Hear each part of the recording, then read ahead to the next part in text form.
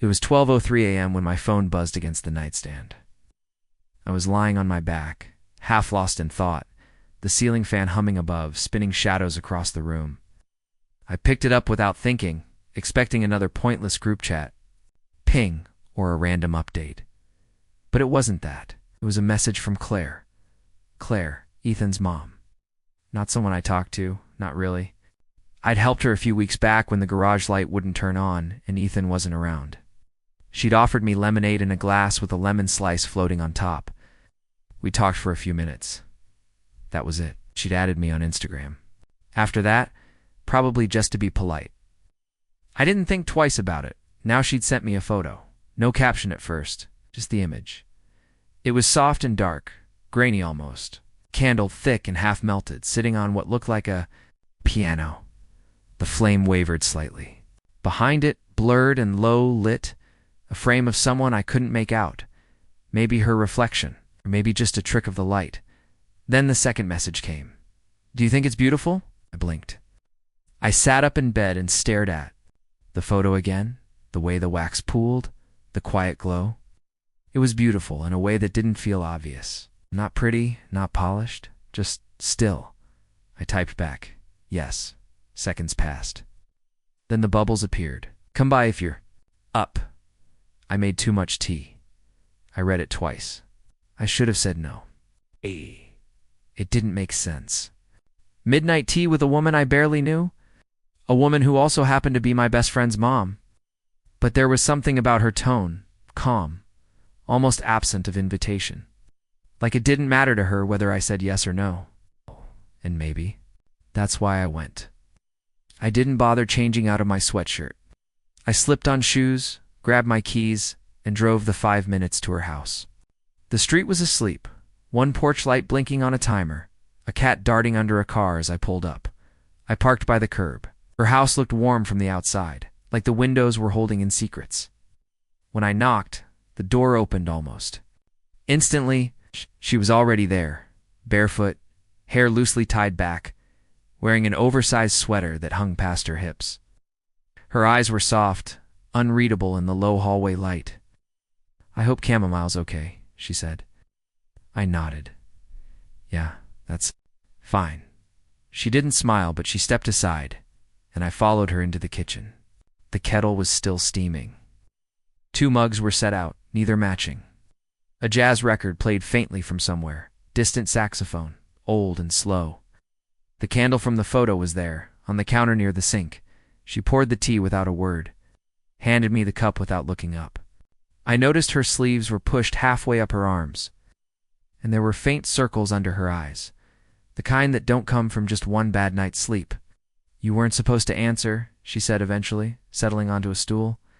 "At the island." I stood for a second before taking the one across from her. "Why send it then?" "I don't know." She wrapped her hands around her mug. "I think I just wanted to know if someone would find it beautiful too." It was her gaze met mine for the first time. She didn't nod, didn't thank me, just let the silence stretch between us. We talked, but not about anything that mattered. Sleep trouble, the weather getting colder, the way the trees looked different at night. She didn't ask about Ethan. I didn't bring him up. At one point, she stood and walked over to the old upright piano near the hallway, ran her fingers over the keys without pressing them. I used to play, a long time ago. "Why'd you?" "Stop." She shrugged. Life stopped being quiet enough. She didn't elaborate. I didn't press. Eventually she glanced at the clock. "It's late." I nodded and stood. She followed me to the door, but not all the way. Just leaned in the kitchen doorway, cup still in hand. "I won't make this a habit," she said, not looking at me. "Okay." The door clicked softly behind me. As I walked back to my car, I felt the weight of something I couldn't name. Not tension, not desire exactly, just a thread being pulled quietly in the dark. ChatGPT said, "I didn't expect her to message me again." But 2 nights later, close to the same time, she did. Just a single line this time. "The tea's still warm." I didn't reply. I just went. The house looked the same but felt different. Dimly lit again, shadows brushing the hallway. That same old jazz record playing low and slow, the kind of music that doesn't fill space, but wraps around it. I knocked once, but the door was already unlocked. When I stepped in, she was barefoot again, moving quietly in the kitchen. She didn't say hello, just poured from the same ceramic teapot, the one with a crack down the handle. I leaned against the counter, trying not to look like I was trying. She handed me the mug. Our fingers brushed. She wore a robe, deep blue, loosely tied at the waist. Her hair was up again, in that same half-fallen knot. She didn't look at me directly. Motioned with her chin toward the back porch. We sat outside. The night was still. The kind of still that makes you whisper even when no one's sleeping. She pulled a blanket around her legs and sighed. I hate that it's always this late when the world finally feels calm, she said. I sipped my tea. Maybe it's supposed to feel calm when everything else stops pretending. She smiled faintly. You say things like that and I forget you're Ethan's age. I didn't know what to say to that, so I let the silence settle. We watched a moth slam itself softly against the porch light again and again. It felt tragic, somehow. Like it wanted to be warm, but didn't know how. She stared ahead into the dark. I used to be someone else, she said. Her voice wasn't sad, just matter-of-fact, as though she'd said it before, to herself, maybe. I looked at her. What changed? She didn't look back. Just took a long sip of tea, and said everything. The wind stirred the branches. Outside somewhere, a sprinkler turned on with a quiet hiss. I watched the steam rise from her mug and fade into the air. I realized then that her world felt incredibly quiet. Not peaceful, quiet, like something had long stopped speaking. She leaned back, eyes closed, her shoulders relaxed. For a moment, I forgot whose mother she was. I forgot why I'd come. I like how you don't ask too much, she said suddenly. I don't know what's okay to ask. She turned her head slightly. Looked at me, really looked this time. It might be the first honest thing anyone's said to me in years. The tea cooled. The candle near the door had burned halfway down. She pulled her robe a little. Tighter you should go, she said softly, like a suggestion, not a dismissal. I nodded, but I didn't move right away. When I finally stood, she followed me to the door again. This time, she looked up at me just before I stepped out. Good night, she said. Her voice was low, unreadable. Good night, I replied, but it felt like too small a word for the way my chest felt. The porch light flickered behind me. As I walked back to my car, a moth still circling, drawn to something it couldn't understand. The messages didn't come every night. It's just sometimes just enough to stay beneath the surface of my days. They never said much. Do you still have the screwdriver? What was that song you mentioned? Once, the wind sounds like it used to. I always replied, sometimes late, sometimes right away. I never asked why she texted. She never explained. A week after the second visit, she asked if I knew how to fix a record player. Said it hadn't worked in years, but she wanted to hear the old ones again. I came by on a Sunday afternoon. Light poured through the curtains in long, honeyed streaks, and there was dust in the air like slow snowfall. The player was in her living room, under a stack of books and a picture frame turned face down. I cleared it off, adjusted the belt, cleaned the needle. She watched from the arm of the couch, sipping something cold through a straw. When it finally played, the sound was crackly and thin, but real. She closed her eyes. That's better than silence, she said. We listened to almost half the record like that, not talking, not needing to. The music filled whatever spaces our words might have tried to. She asked what kind of films I liked. I told her the truth, that I liked slow ones, the kind where not much happens, but everything still changes. She smiled at that, said she. Used to like those too, but stopped watching movies alone. You ever feel like you missed something you never actually had? Kay, she asked. I said yes before I even thought about it. Yeah, all the time. She didn't respond, but her expression softened, just slightly. Later that week, she texted again, asked if I could help move some books. I showed up and she led me to the guest room, the one where Ethan used to sleep. The window was open, letting in the scent of cut grass and warm air. As I stacked a few books by the wall, she opened a drawer and pulled out a photo. Small, square, a little faded at the edges. She handed it to me. It was her younger, maybe 19 or 20, standing by a river, her hair longer, windblown. There was something reckless and soft in her face. The kind of photo you'd never post online because it feels too much like memory and not enough like proof. Do you still think it's beautiful? She asked. I looked at it, then looked at her. She wasn't smiling, but she wasn't unreadable either. Just waiting. I wanted to say yes. I wanted to say more than yes. Because it wasn't just the photo I thought was beautiful. It was her now. The way her robe hung loose on quiet mornings. The way her voice lowered when she spoke about things she missed. The way she smiled when she thought no one was looking. But I didn't say any of that. I handed the photo back carefully. Our fingers touched for half a second too long. It feels like a story, I said instead.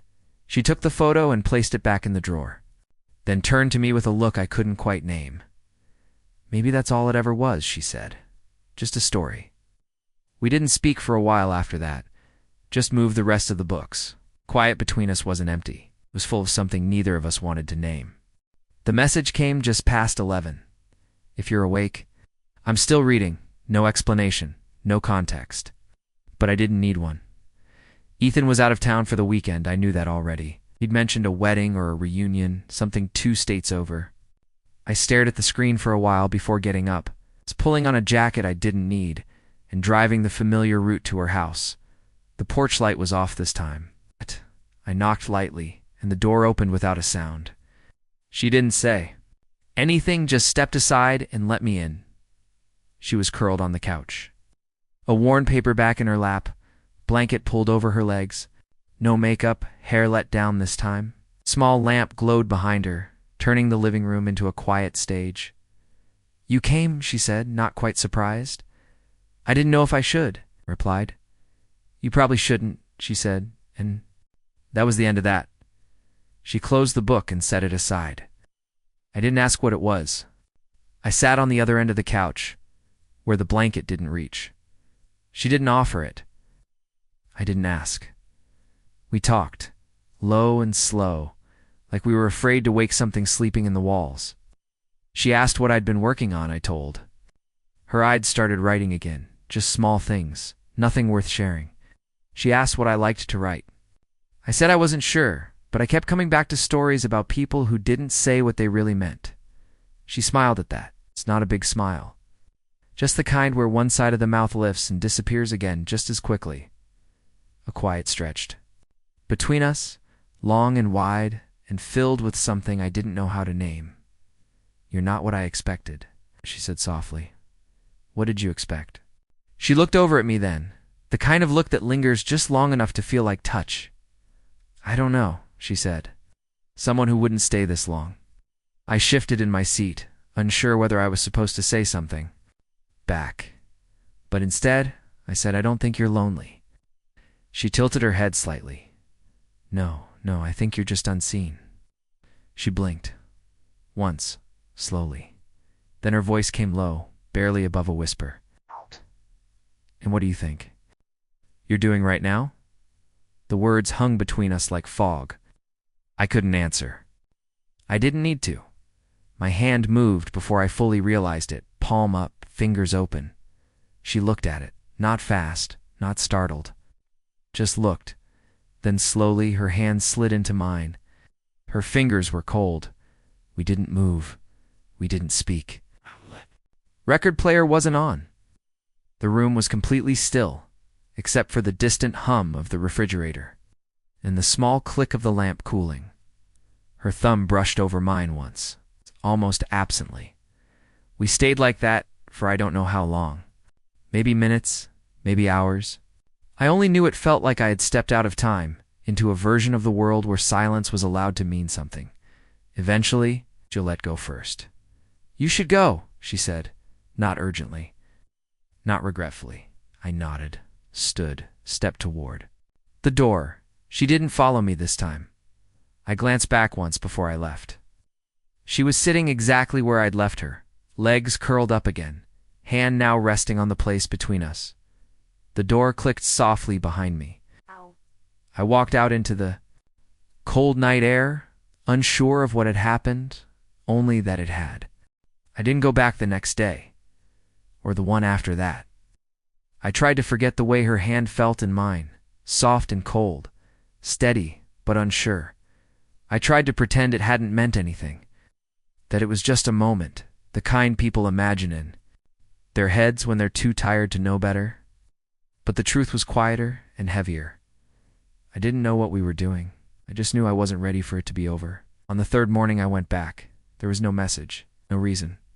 The sky was pale blue, thin clouds moving across it like they didn't want to stay long. I parked a little farther down the street this time, like that might make it feel less like returning, less like need. The gate to the backyard was open. She was out there, barefoot in the grass, watering the garden. She wore an oversized sweater and loose pants, and her hair was still wet from the shower. She didn't look up right away.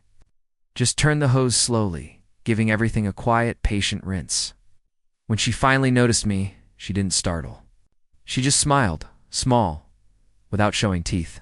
"Came early," she said. I shrugged. Didn't feel like sleeping in. She nodded, then turned off the hose and set it down. The sun hit the side of her face, and the water droplets on her skin caught the light like glass. "You hungry?" I nodded. We went inside. The house smelled like toast and lemon and something just barely sweet. She moved around the kitchen, without hurry, pulling eggs from the fridge, slices of bread from a brown bag. I offered to help, but she shook her head and told me to sit. We didn't talk much while she cooked, just moved through the silence like we were both learning how to exist in it. When she set the plates down on the table, one for her, one for me, she paused, then reached into the drawer by the counter and pulled something out. It between us. The photo. The same one from the first night, the candle on the piano, the blurred reflection in the dark. "Okay, took that the night I realized I missed being seen," she said. She didn't say it dramatically, just softly, like it had been waiting to be said for a long time.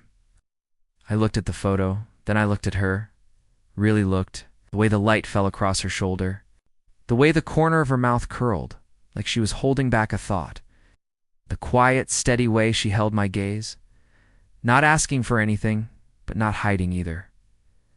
"You still are," I said. She looked down, smiled, but it didn't reach her.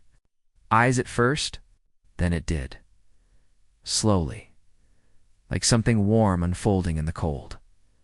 We ate in silence for a while, not because we didn't have words, but because they didn't feel necessary.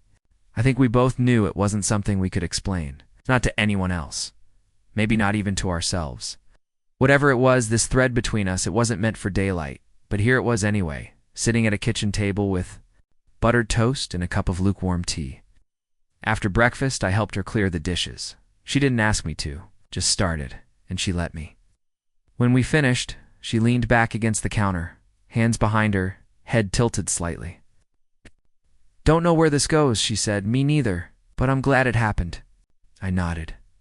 I didn't say I was too. She could see it on my face. I looked at the photo one last time before I left, then I left it on the table. Outside, the world looked too bright, too normal. Cars passed. A dog barked a few houses down. Nothing had changed, but something had. I didn't know if I would see her again like that. If there'd be more nights, more tea, more stillness. Maybe it would fade, the way dreams do when the day gets too loud. Or maybe it would stay, like a quiet note held in the air, just a little longer than it should be. All I knew was I would. Remember the way she looked at me in that morning light, and how, for just a moment, I felt completely seen. Asterisk, if you like the story, please like, share, and subscribe.